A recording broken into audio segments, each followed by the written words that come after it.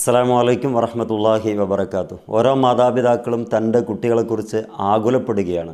അവർ പഠിക്കുന്നുണ്ടോ, പഠിച്ചില്ലെങ്കിൽ എന്ത് സംഭവിക്കും, എൻ്റെ മക്കൾ വളരെ മോശമായി പോവുമല്ലോ എന്ന് പറഞ്ഞ് അഹോരാത്രം പരിശ്രമിക്കുകയും അവർക്ക് വേണ്ടിയിട്ട് എല്ലാ സൗകര്യങ്ങളും ചെയ്തു കൊടുക്കുന്ന ഈ മക്കൾ വാശിയും വൈരാഗ്യവും ഒക്കെ അവരുടെ മനസ്സിൻ്റെ ഉള്ളിൽ ഒതുക്കിക്കൊണ്ട് പറയുന്നതനുസരിക്കാതെ ജീവിക്കുമ്പോൾ മാതാപിതാക്കളാണ് അവിടെയും തോറ്റുപോകുന്നത്. ഈ പ്രത്യേക സാഹചര്യത്തിൽ തോറ്റുപോവുക എന്ന് പറയുന്നത് തന്നെ വലിയ അപജയം വിളിച്ചു വരുത്തുന്ന രീതിയാണ്. തൻ്റെ മാതാപിതാവിന് എത്രത്തോളം എന്നോട് സ്നേഹമുണ്ട് എന്നുള്ളത് ഒരു കുട്ടിയും അത്ര കണ്ട് മനസ്സിലാക്കുന്നില്ല, അല്ലെങ്കിൽ അതവർക്ക് അറിയേണ്ട യാതൊരുവിധ ആവശ്യമില്ല എന്ന രീതിക്കാണ് പലപ്പോഴും ഈ കുട്ടികളും മാതാപിതാക്കളും തമ്മിലുള്ള അപ്രോച്ചിൽ നമ്മൾ കാണുന്നത്. കുട്ടി പറയുന്നത് എൻ്റെ വാപ്പയും എൻ്റെ ഉമ്മയും ഞാൻ പറയുന്നത് അനുസരിക്കുന്നില്ല, എനിക്ക് ആവശ്യമുള്ളത് വാങ്ങിത്തരുന്നില്ല. മാതാപിതാക്കളുടെ ഭാഗം എടുത്തു നോക്കുകയാണെങ്കിൽ എൻ്റെ മക്കൾ നേരത്തെ നല്ലവരായിരുന്നു, ഇപ്പം അത്ര കണ്ട് അനുസരിക്കുന്നില്ല, ഞാൻ പറയുന്നതിനൊക്കെ വിമ്മിഷ്ടം കാണിക്കുകയാണ്, ഞാൻ എന്താ ചെയ്യേണ്ടത്? ഇതിൻ്റെ ഇടയിലാണ് ഓരോ മാതാപിതാക്കളും ട്രാപ്പായിട്ടുള്ളത്. ഓരോ കുട്ടിയുടെയും മാനസിക അവസ്ഥകളെ മനസ്സിലാക്കി അവർ മുന്നോട്ട് കൊണ്ടുപോകാൻ മാതാപിതാക്കൾ തയ്യാറാകുന്നില്ലെങ്കിൽ വലിയ ഒരു വില നമ്മൾ ഒരുപക്ഷെ കൊടുക്കേണ്ടി വരും. മാതാപിതാക്കളെന്ന് പറയുമ്പോൾ നമുക്കറിയാം, അവർക്ക് ഭക്ഷണം കൊടുക്കണം, അതിലുപരി ആധ്യാത്മികമായ വിദ്യാഭ്യാസം കൊടുക്കണം, ഭൗതിക വിജ്ഞാനം കൊടുക്കണം. എല്ലാ അർത്ഥത്തിലും അവനെ ഒരു പുരുഷനായിട്ടും ഒരു സ്ത്രീയായിട്ടും വളർത്തിക്കൊണ്ട് വരുന്നത് വരെ, പക്വതയും പാകതയും ഉള്ളവരായി മാറ്റിയെടുക്കുന്നത് വരെ ആ മാതാവിൻ്റെയും പിതാവിൻ്റെയും ഉത്തരവാദിത്വം തന്നെയാണ് അവരുടെ ഓരോ വളർച്ചയും ഓരോ സമയവും. അതുകൊണ്ട് പ്രിയപ്പെട്ട മാതാപിതാക്കളോട് പറയാൻ ആഗ്രഹിക്കുന്നത്, അവരോടുള്ള വാത്സല്യം നമ്മൾ കുറയ്ക്കേണ്ടതില്ല. പക്ഷേ അവരമിതമായി നമ്മൾ വാത്സല്യം കാണിക്കുമ്പോൾ അത് ചൂഷണം ചെയ്ത് ജീവിച്ച ഒരു കുട്ടിക്ക് ഒരു പ്രയാസമുണ്ടാകുന്നത് നമ്മളോട് ചോദിച്ച ഒരു കാര്യത്തെ ആ സമയം നടപ്പിലാക്കി കൊടുക്കാതെ ഇരിക്കുമ്പോൾ മാത്രമാണ്. കാരണം അത്ര നാൾ എല്ലാ കാര്യങ്ങളും പറയുന്ന സമയത്ത് നടപ്പിലാക്കി കൊടുത്തപ്പം ഇന്ന് എന്തുകൊണ്ട് എൻ്റെ വാപ്പക്ക് ഇത് ചെയ്തു തരാൻ പറ്റുന്നില്ല, എൻ്റെ വാപ്പാക്ക് എന്നോട് സ്നേഹം കുറഞ്ഞിട്ടുണ്ടോ എന്ന തോന്നലുകൾ വരികയാണ്. അത് അത്ര കണ്ട് പഠനത്തിലും ആ ഒരു തോന്നലുകൾ നിഴലിക്കുകയും പഠന പിന്നോക്കം വരികയും ചെയ്യും. അതുകൊണ്ട് തന്നെ എല്ലാത്തിലും മധ്യവർത്തിയാവുക. നമ്മൾ സ്നേഹിക്കുന്നുണ്ടെങ്കിൽ മധ്യവർത്തിയായിട്ട് മിതത്തിൽ സ്നേഹിക്കുക. ദേഷ്യം പിടിക്കുന്നുണ്ടെങ്കിൽ ഹബീബായ മുഹമ്മദ് നബി സ്വല്ലല്ലാഹു അലൈഹി വസല്ലം പറയുന്നുണ്ട്, സ്നേഹിക്കുന്നവനോട് മിതത്തിൽ സ്നേഹം പ്രകടിപ്പിക്കുക.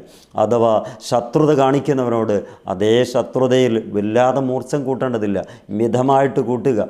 കാരണം നമ്മളുടെ ഇന്നത്തെ ശത്രു നാളത്തെ മിത്രമായിരിക്കും, ഇന്നത്തെ മിത്രം ഒരുപക്ഷെ നാളത്തെ ശത്രുവും ആയേക്കാം.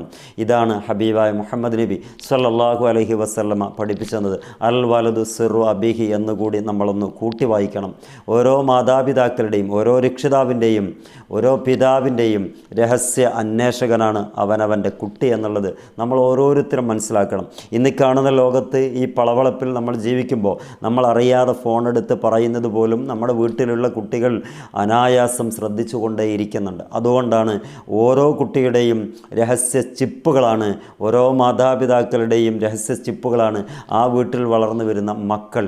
കാരണം നമ്മൾ പിന്നീട് അവരെ ശാസിക്കാനോ ഉപദേശിക്കാനോ പോയാൽ വാപ്പ അന്ന് അങ്ങനെ ചെയ്തിട്ടില്ലേ, ഉമ്മ ഇങ്ങനെ ചെയ്തിട്ടില്ലേ എന്ന് ചോദിക്കുമ്പോഴായിരിക്കും നമ്മളെക്കുറിച്ച് അവർ ചിന്തിച്ചിട്ടുണ്ട്, പഠിച്ചുകൊണ്ടിരിക്കുന്നുണ്ട്, ശ്രദ്ധിക്കുന്നുണ്ട് എന്ന ബോധം നമ്മളിൽപ്പെട്ട പല മാതാപിതാക്കൾക്കും വരികയുള്ളൂ. അതുകൊണ്ട് അഡ്വാൻസ്ഡായിട്ട് ഞാൻ പറയാൻ ആഗ്രഹിക്കുന്നത്, നമ്മുടെ മക്കൾ നമ്മുടെ ഏറ്റവും രഹസ്യങ്ങൾ നന്നായി സൂക്ഷിച്ച് ശ്രദ്ധിച്ച് മുന്നോട്ട് പോകുന്നവരാണ്. അവർക്ക് മുമ്പിൽ നമ്മൾ പാലിക്കേണ്ട മര്യാദകൾ ഒരിക്കലും വിട്ടുപോകരുത്, മറന്നു പോകരുത്. കൃത്യമായി നമ്മുടെ ഡിവൈസുകൾ വളരെ വെടിപ്പോടുകൂടെ കൊണ്ടടക്കണം. ആ വെടിപ്പോടുകൂടെ എന്ന് പറയുമ്പം കൃത്യമായി നിങ്ങൾക്കതിൽ നിന്ന് ഉൾക്കൊള്ളാൻ പറ്റുന്നുണ്ട് എന്നാണ് ഞാൻ മനസ്സിലാക്കുന്നത്. അതേപോലെ നമ്മുടെ ബിഹേവിയർ, അവരോടുമായിട്ടുള്ള സംസാര ശൈലികൾ, വാപ്പയും ഉമ്മയും ഇരിക്കുമ്പോൾ മക്കളോട് എങ്ങനെ സംസാരിക്കണം, വാപ്പയും ഉമ്മയും സ്വന്തമായിരിക്കുമ്പോൾ മക്കളപ്പുറത്താണെങ്കിൽ എങ്ങനെ നമ്മളവിടെ സംസാരിക്കേണ്ടത്, ഒളിച്ചു വെക്കുന്നുണ്ടോ എന്ന് അന്വേഷിക്കുന്ന അന്വേഷണ ത്വര മക്കളിൽ അറിയാതെ കയറിക്കൂടിയിട്ടുണ്ട്. മാതാപിതാക്കൾ അവരുടെ സ്വന്തം ഉമ്മയും വാപ്പയാണെന്നൊക്കെയാണ് നമ്മൾ കരുതുന്നത്. പക്ഷേ തിരിച്ച് ഇങ്ങോട്ട് കരുതുന്നത് പലപ്പോഴും എൻ്റെ ഉമ്മ എന്നെക്കൊണ്ടെന്തോ പറയുന്നുണ്ടോ, എൻ്റെ വാപ്പ എന്നെക്കൊണ്ടെന്തോ പറയുന്നുണ്ടോ എന്നൊക്കെയാണ്. അവിടെ നമ്മൾ മോശമായി ചിത്രീകരിക്കപ്പെടുമ്പോൾ ആ മക്കൾ പിന്നീട് നന്നാകാൻ പ്രയാസമാണ്. കാരണം എൻ്റെ വാപ്പയും എൻ്റെ ഉമ്മയും ഞാനൊരു മോശക്കാരനാണെന്ന് കരുതിപ്പോയിട്ടുണ്ട്, ഇനി എങ്ങനെ ഞാൻ നന്നാകും എന്ന രീതിക്കുള്ള ഒരു മൈൻഡ് സെറ്റ് ഓട്ടോമാറ്റിക് അവൻ്റെ മൈൻഡിലേക്ക് ആഴത്തിലിറങ്ങും. പിന്നെ അതൊന്നും മാറ്റിയെടുക്കാൻ നമ്മൾ മാതാപിതാക്കൾ തന്നെയാണ് മെനക്കെടേണ്ടി വരിക, പണിയെടുക്കേണ്ടി വരിക. 10ലും 9ലും ഒക്കെ പഠിക്കുന്ന കുട്ടികളാണ് ഇന്ന് ഓരോ മാതാപിതാക്കൾ മാതാപിതാക്കൾക്കും വലിയ വെല്ലുവിളികളായിട്ട് വന്നിട്ടുള്ളത്. കാരണം വാപ്പ ഗൾഫിലും ഉമ്മ നാട്ടിലും വീട്ടിലായിട്ട് അവരുമായിട്ട് കഴിഞ്ഞുകൂടുന്നതായിരിക്കും.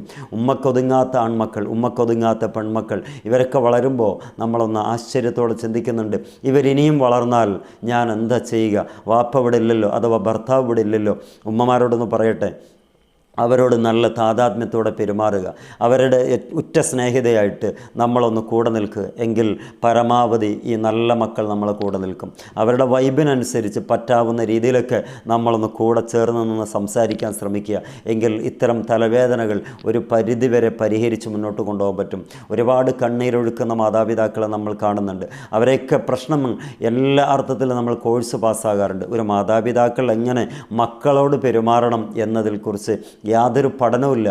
മാരേജ് അഥവാ കല്യാണം കഴിയുന്നു, കുട്ടികളുണ്ടാകുന്നു, സ്വമേധയാ നമ്മളവരെ ഏറ്റെടുക്കുന്നു, അവരങ്ങനെ കൊണ്ടെടുക്കുന്നു. പക്ഷേ ഇതിനൊക്കെ റൂട്ട് മാപ്പ് നമ്മൾ തന്നെ കണ്ടെത്തണം. അതൊക്കെ ഇവിടെ നമുക്ക് മുമ്പേ മുഹമ്മദ് നബി സ്വല്ലല്ലാഹു അലൈഹി വസല്ലമ കാണിച്ചു തന്നിട്ടുണ്ട്.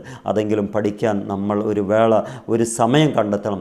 അല്ലാതെ കുറേ നമ്മൾ സങ്കടപ്പാട് അങ്ങനെ മറ്റുള്ളവരോട് പറയുമ്പോൾ നമ്മളൊന്ന് വിചാരിക്കും, ഇവരോടൊക്കെ പറഞ്ഞാൽ എല്ലാം ആശ്വാസമായല്ലോ. അത് വെറുതെ എന്ന് ഞാൻ പറയുന്നില്ല, പക്ഷേ ആശ്വാസം വളരെ തുച്ഛമായിട്ട് നമുക്ക് ലഭിക്കുകയുള്ളൂ. പക്ഷേ നമ്മുടെ ഉള്ളറകളിലുള്ള പ്രശ്നങ്ങളും പരിഭവങ്ങളൊക്കെ മറ്റുള്ളവരോട് പറയുമ്പോൾ പിൽക്കാലത്ത് നമ്മുടെ ജീവിതത്തിൽ തന്നെ തിരിച്ചടിക്കാൻ സാധ്യത ഉണ്ട് എന്നതുകൂടി നമ്മൾ തിരിച്ചറിയണം.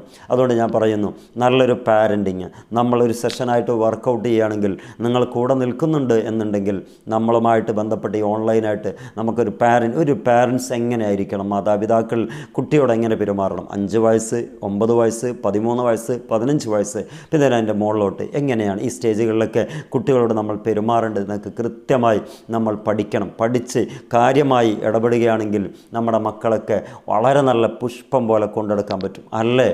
നമുക്ക് അറിയാത്ത ഒരാൾ ഡ്രൈവിംഗ് സീറ്റിലിരുന്നാൽ ആ വാഹനം ഉദ്ദേശിക്കുന്ന രൂപത്തിൽ പോകത്തില്ല. കാരണം എന്തുകൊണ്ട്? ഈ വാഹനത്തെ മെരുക്കിയെടുത്ത് എങ്ങനെ കൊണ്ടുപോകണമെന്നുള്ളത് ആ വാഹനത്തിൻ്റെ ഡ്രൈവറായിട്ടിരിക്കുന്ന ഡ്രൈവിംഗ് അറിയാത്ത ഈ കക്ഷിക്ക് അറിയില്ല എന്നതുകൊണ്ട് തന്നെയാണ്. അതുകൊണ്ട് മാതാപിതാക്കളായ നമ്മൾ മക്കളെ എങ്ങനെ ഡ്രൈവ് ചെയ്യണമെന്നുള്ളത് ഓരോ മാതാപിതാക്കളും അറിയണം. എങ്കിൽ മാത്രമേ ആ മക്കളെന്ന വാഹനം കണ്ണിങ്ങായിട്ട് വളരെ സ്മൂത്തായിട്ട് ഡ്രൈവ് ചെയ്ത് പോകാൻ നമുക്ക് സാധിക്കുള്ളൂ.